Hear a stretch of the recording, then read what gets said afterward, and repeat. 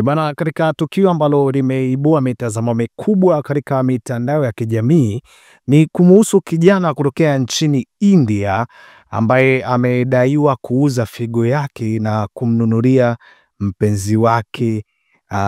iPhone 16 Pro. Sasa hili ni jambo ambalo limegusa watu wengi sana katika mitandao ya kijamii, na kila mmoja akija na mtazamo wake, wengine wakimuunga mkono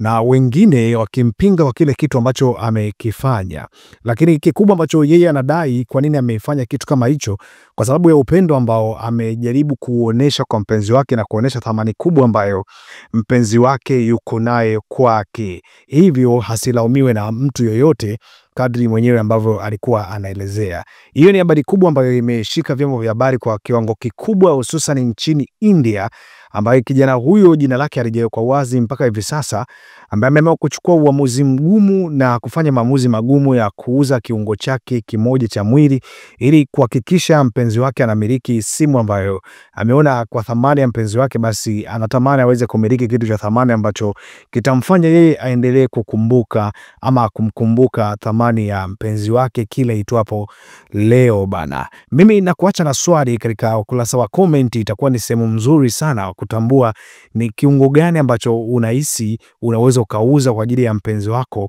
aweze ukipata kitu cha thamani, au